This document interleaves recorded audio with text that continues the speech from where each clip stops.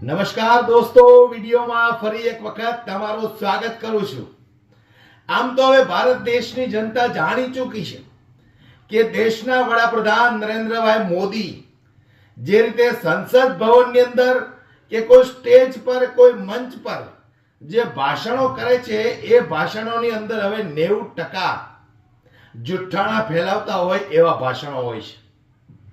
કારણ કે ઉંમર થઈ ગઈ, માણસની ઢળતી ઉંમરના કારણે માણસ શું બોલે છે એ ક્યારેક ક્યારેક પોતાને જ ખબર નથી રહેતી।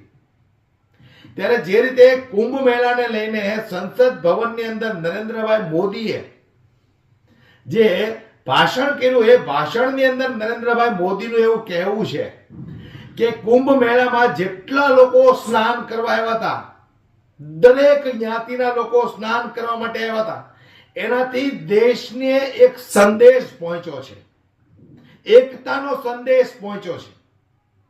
કુંભ મેળામાં અસંખ્ય લોકોએ સ્નાન કર્યું, દરેક જ્ઞાતિના લોકો આવ્યા, આનાથી દેશને એકતાનો સંદેશ પહોંચ્યો છે, આવું નરેન્દ્રભાઈ મોદીનું કહેવું છે। ત્યારે બીજી તરફ હોળી જેવા પર્વના દિવસે મુસ્લિમ લોકો નમાઝ નહીં પઢી શકે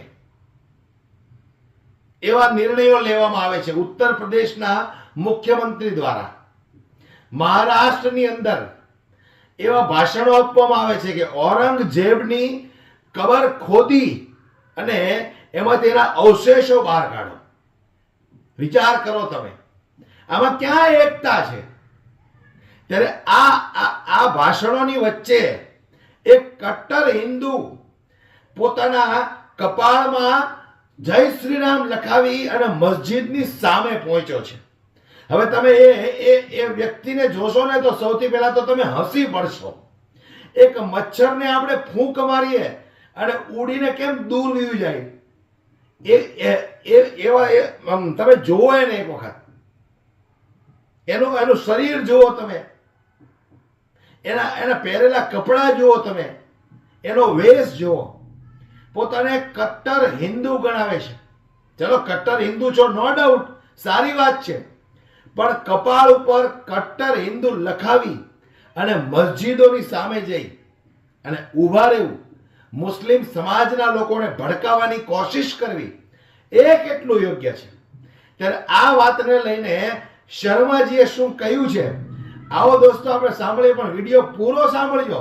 અને મેં કીધું એમ, એ કટ્ટર હિન્દુ જે છે ને એનો વેશ તમે જુઓ, કેવો વેશ છે, અને આ વાતને લઈને શર્માજી શું બોલ્યા છે સાંભળીએ દોસ્તો।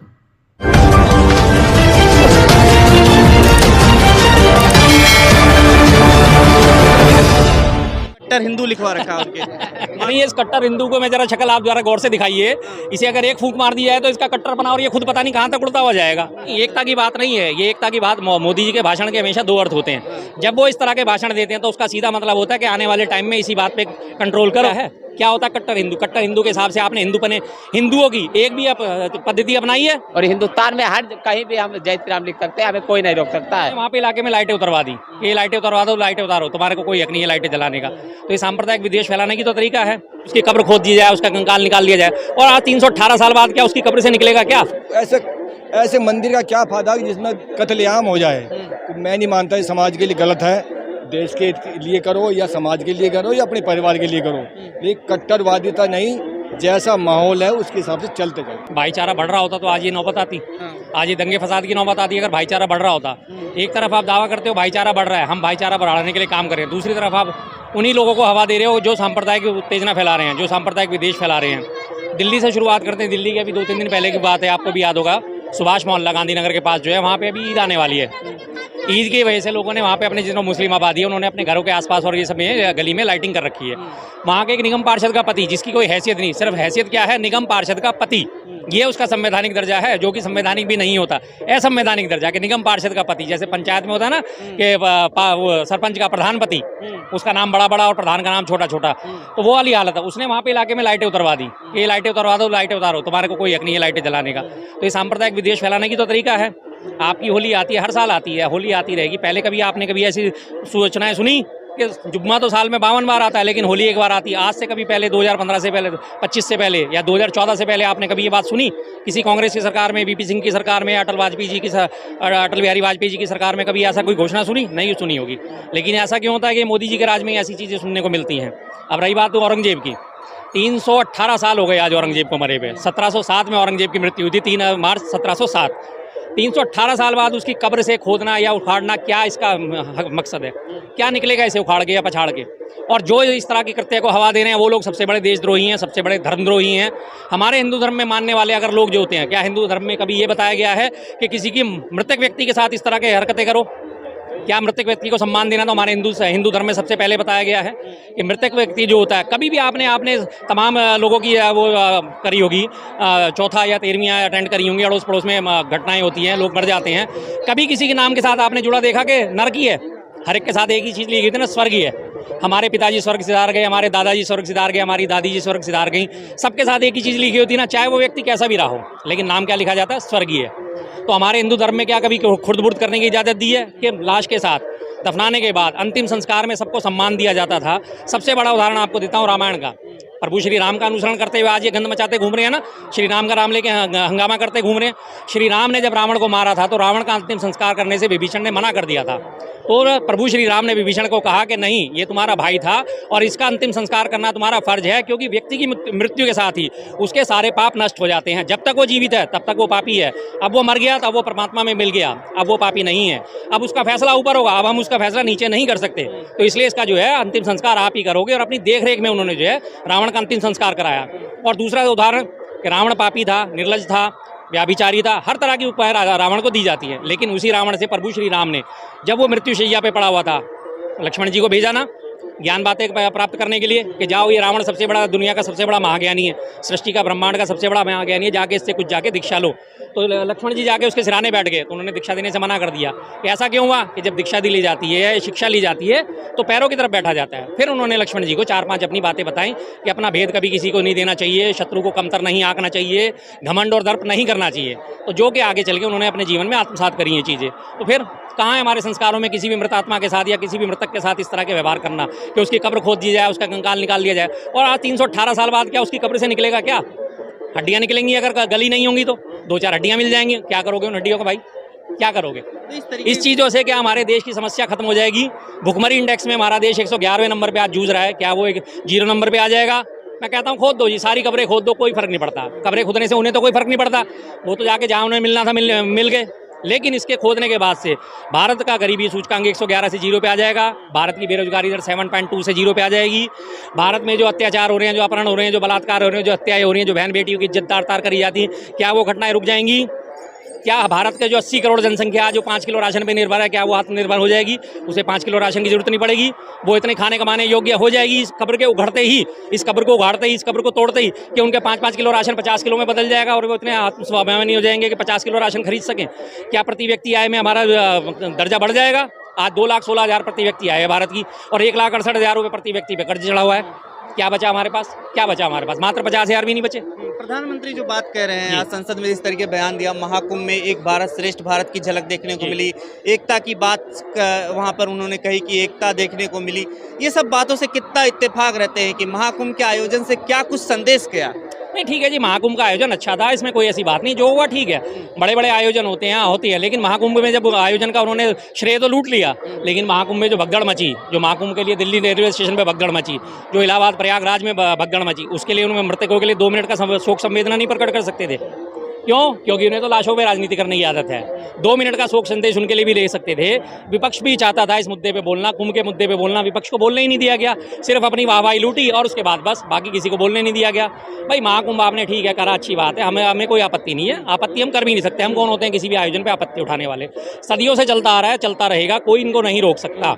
लेकिन जो उसकी कमियां थी उसे भी तो स्वीकार करते, ताकि अगली बार जब हो तो उन कमियों को दुरुस्त करा जा सके। मैं आपको आपकी कमियां नहीं बताऊंगा तो आप उसे सुधारेंगे कैसे? एक बात जो कही गई, आज पूरे विश्व में जब बिखराव की स्थितियां हैं, उस दौर में एकजुटता का ये विराट प्रदर्शन हमारी ताकत है। जी नहीं, ये ताकत किसकी ताकत दिखा रहे हैं वो? ये सिर्फ हिंदू धर्म की ताकत दिखा रहे हैं। अगर आपकी ताकत थी तो आपने मुसलमानों को वहाँ आने से क्यों रोका? आपने मुसलमानों को दुकानें लगाने से वहाँ पे क्यों रोका?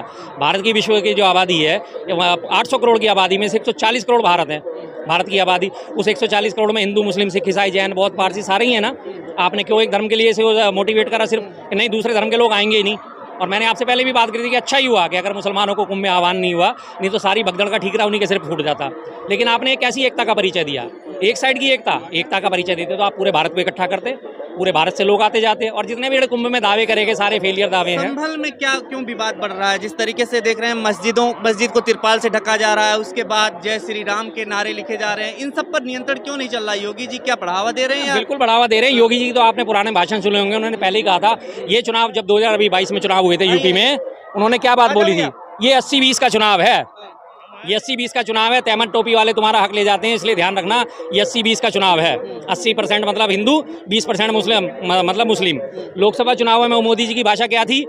ये आके तुम्हारी भैंस खोल के ले जाएंगे, ये आके तुम्हारा मंगलसूत्र चुरा के ले जाएंगे अगर इनकी आबादी बढ़ती। ये का मतलब क्या था? मुसलमान ही तो थे।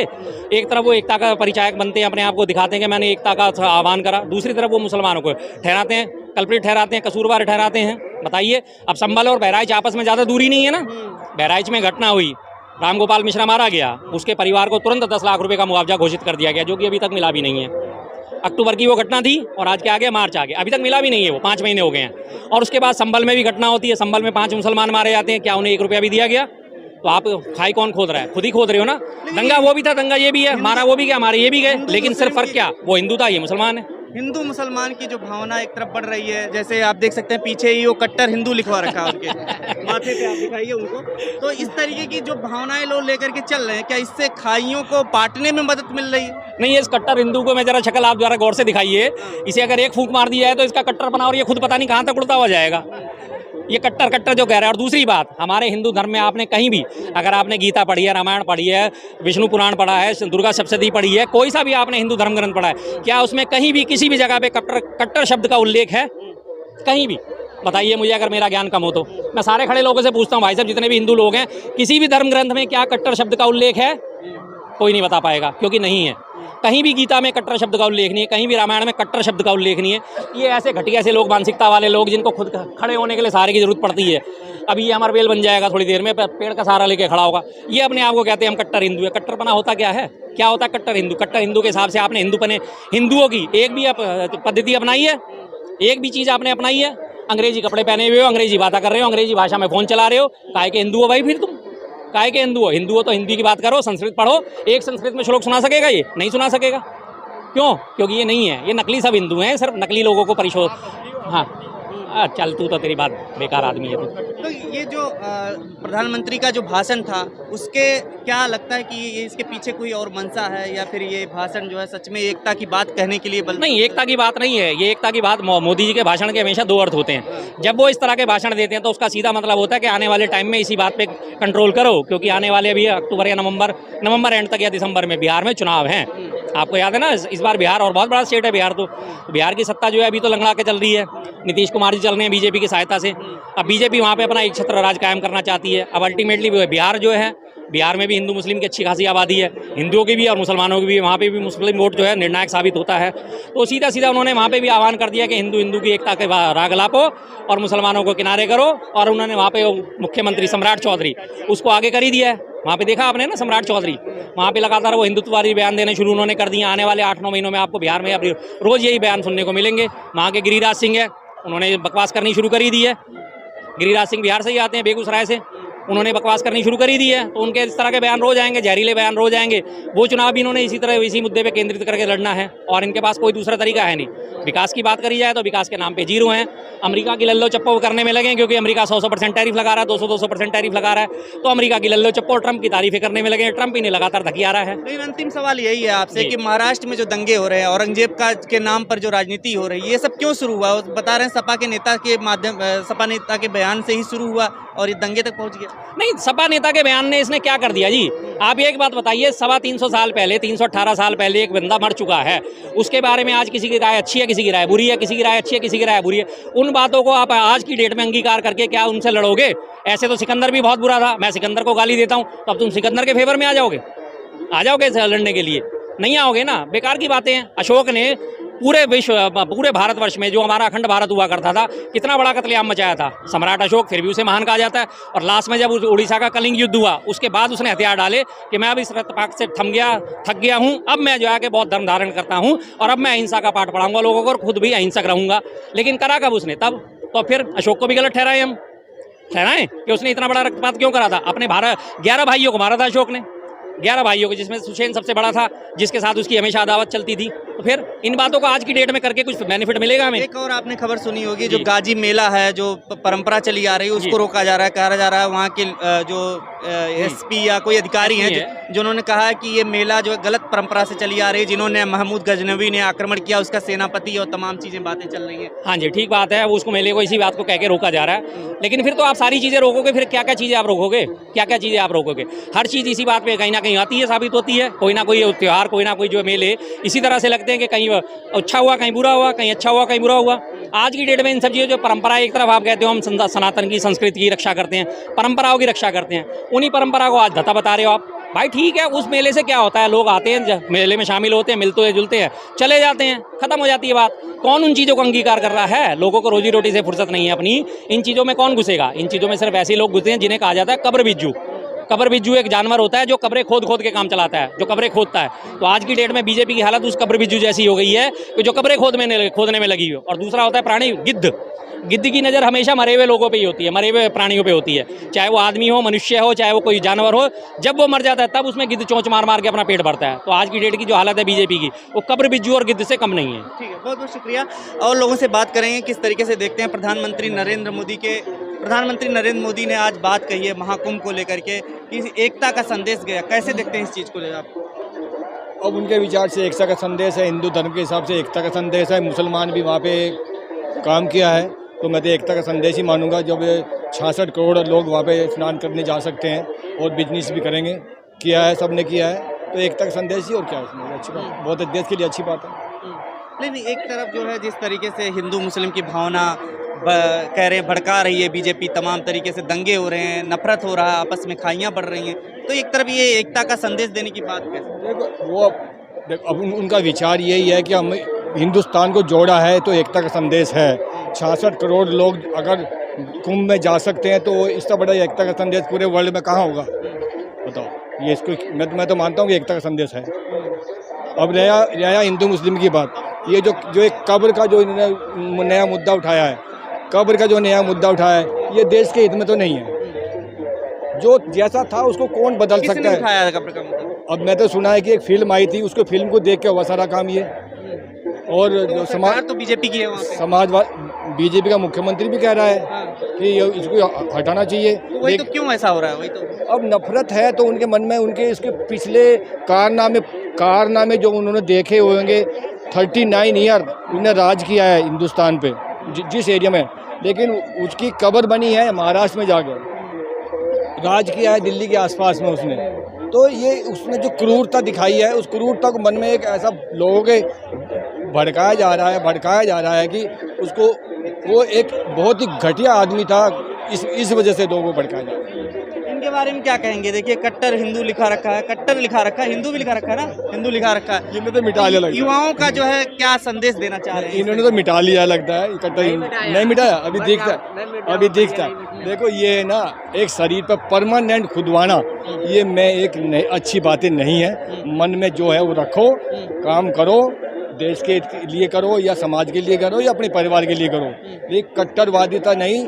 जैसा माहौल है उसके हिसाब से चलते जाओ। क्या कहेंगे, क्या माहौल है? क्यों आप लोग इस तरीके से, मतलब क्या संदेश देना चाह रहे हैं इस तरीके से? जब हमारे देश में रहकर तंत्र जुदा का नारा लगता है तब आप लोग कुछ नहीं बोलते हो, और आज गेट पे जय श्री राम लिख दिया तो उस पर आप बहस कर रहे हो। किस पे? आप जय श्री राम उसी पे बहस कर रहे हो ना भी, जो सबल में मस्जिद के गेट पे लिख दिया। जब तंत्र जुदा का नारा लग जाता है तब तो आप लोग कुछ नहीं बोलते हो। वक्फ बोर्ड के नाम पे मुस्लिम, मतलब आप सही ठहरा रहे हैं एक तरफ ये मस्जिद में जाकर के जय श्री राम का नारा लगाना या मस्जिद में जय श्री राम लिखना जरूरी है? जी देखिए, ये किन लोगों को संदेश मिला है? जो मुगलों का, जो औरंगजेब को अपना महान बताता अबू आजमी जैसे लोग, बस ये सब अगर देश में होगा तो फिर ये भी होगा। एक्शन टू रिएक्शन, जी बिल्कुल, ऐसे लोगों के लिए फिर सरकार जिसका है उसका काम है रोकना।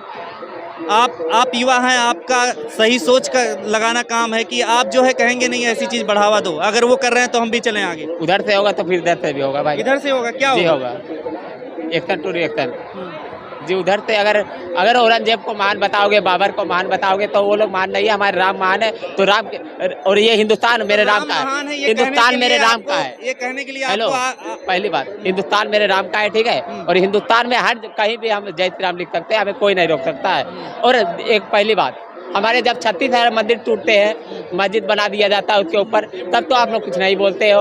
और आज मस्जिद पे जय श्री राम लिख दिया जाता है तो आप लोग बवाल कर देते हो। इस तरीके તો હવે તમારું શું કહેવું છે?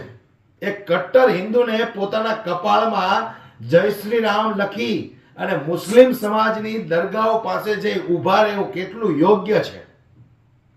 મને કોમેન્ટ બોક્સમાં દોસ્તો તમારું શું કહેવું છે જરૂરથી જણાવજો। અને જે રીતે દેશના વડાપ્રધાન નરેન્દ્ર મોદી વાત કરે છે કે કુંભ મેળાની અંદર જેટલા લોકોએ સ્નાન કર્યું, જેટલા જ્ઞાતિના લોકો આવ્યા, એનાથી દેશને એક સંદેશ પહોંચ્યો છે એકતાનો। આ વાત ઉપર તમારું શું કહેવું છે મને કોમેન્ટ બોક્સમાં જરૂરથી જણાવજો દોસ્તો। આજના વિડીયોમાં બસ આટલું જ। વિડીયો વધુમાં વધુ શેર કરી દરેક લોકો સુધી પહોંચાડજો ને પસંદ આવ્યો હોય તો લાઈક કરવાનું ભૂલશો નહીં। જય હિન્દ।